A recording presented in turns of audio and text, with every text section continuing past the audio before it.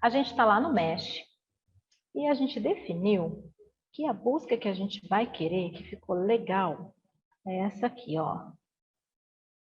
1 e 2, com o filtro para revisão sistemática. Tá? Eu defini que é essa busca aqui que eu quero usar. 156 resultados.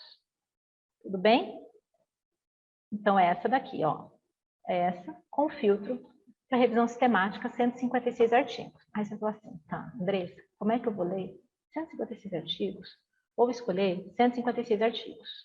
Bom, a gente vai ver, porque dentro desses 156 artigos vai ter coisa importante e vai ter coisa que não é importante para nós. Então, gente, a gente vai definir aqui alguns critérios para a gente, dentro desses 156 artigos, a gente precisa entender exatamente quem é quem. Quem entra para a minha busca e quem não entra.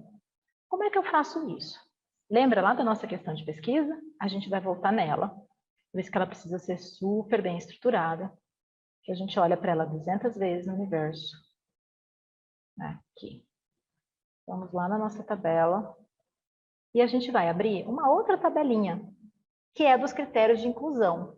Então, espera aí. Eu sei exatamente o que eu quero, o que eu estou buscando.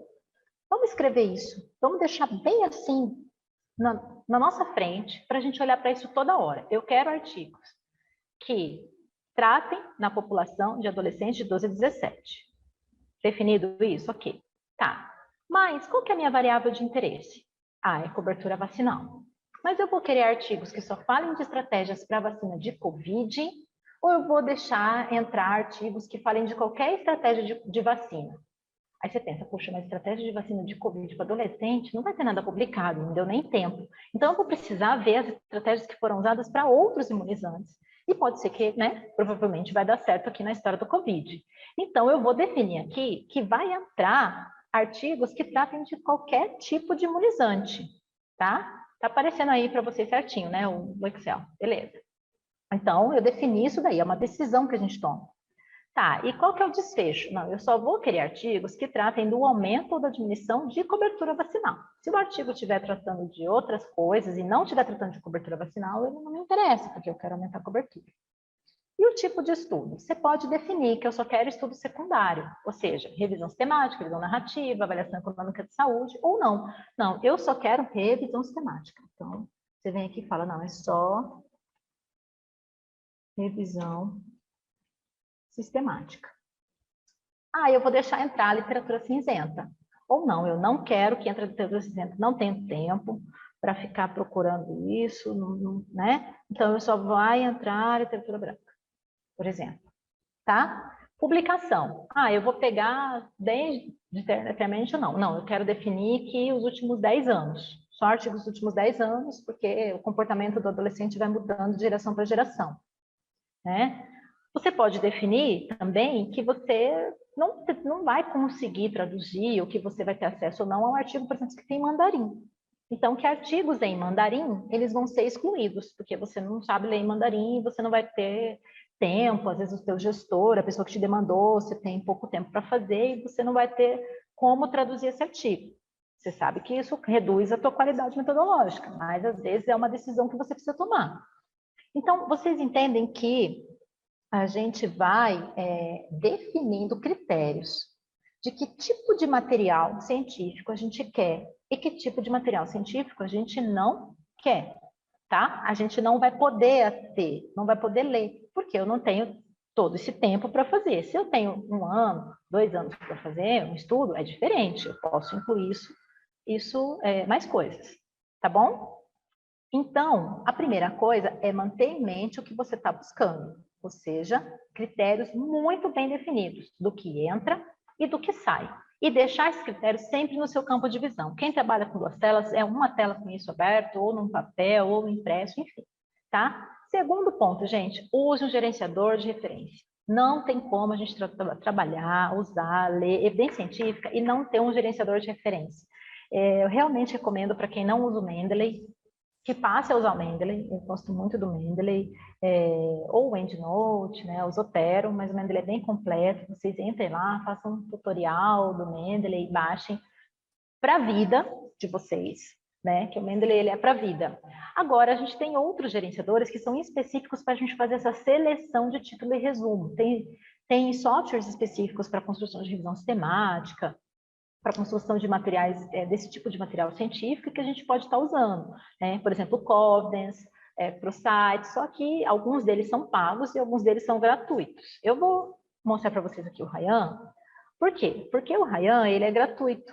Então, ele está acessível, basta você fazer uma conta. Gente, então aqui eu abri para vocês o Ryan.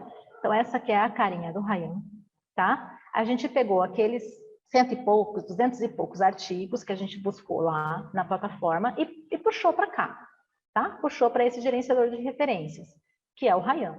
Como é que ele funciona? Aqui está todos os títulos, ó, dos artigos, eu vou clicar nele, ele vai me dar aqui, ó, título e resumo. Tá, mas a gente pode ler em inglês, mas a gente também pode traduzir a tela, eu vou traduzir só para a gente fazer o exercício aqui.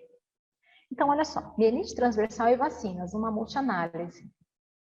Aí ele vai falar da eficácia da vacina para essa doença. Ah, isso aqui eu quero. Não, né? Então eu venho aqui, ó, excluir.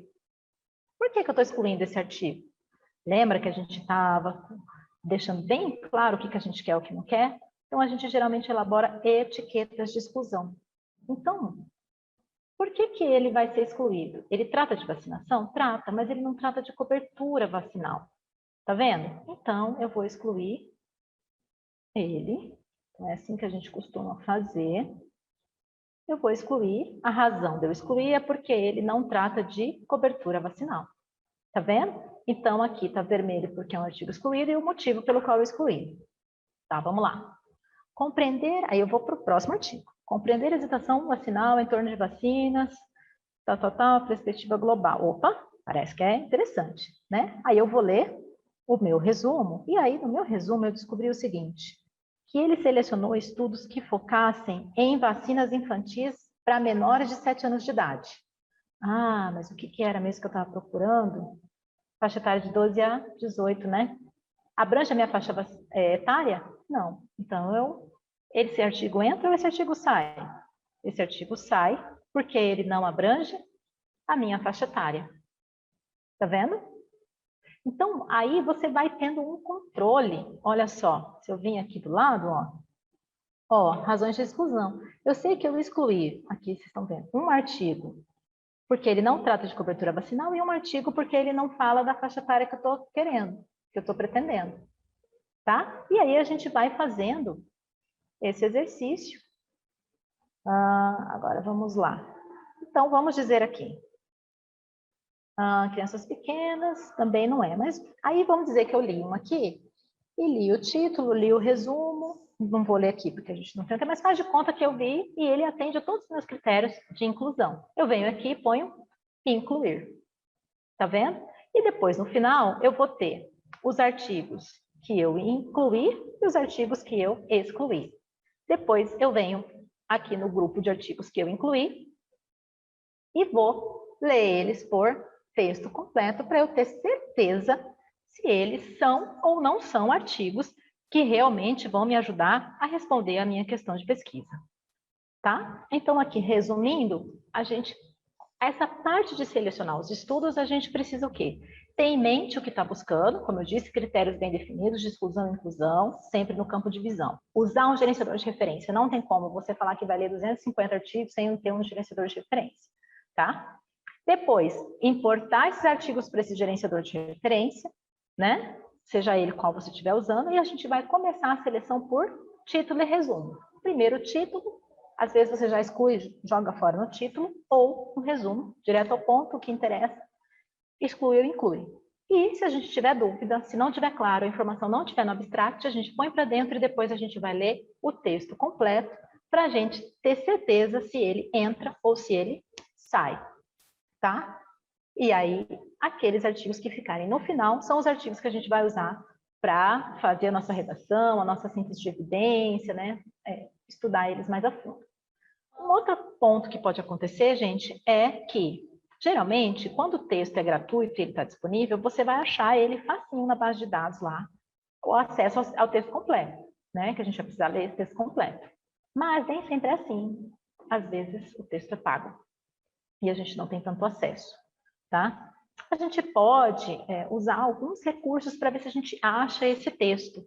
Então, a gente pode usar aí o Google Acadêmico, né? Porque ele é um metabuscador e ele acha um monte de coisa. A gente pode tentar buscar as palavras, o título, alguma coisa, e ver se ele busca em alguma outra base, algum outro acesso, se esse artigo está disponível.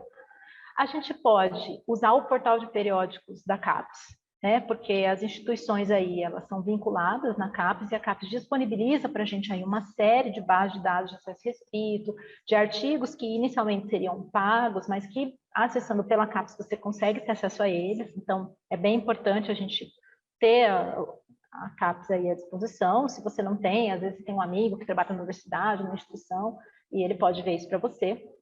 Uma outra forma é a gente fazer o contato diretamente com o autor, né? Você pode mandar um e-mail para esse autor, ou você pode usar algumas redes sociais aí específicas, como é o ResearchGate, né?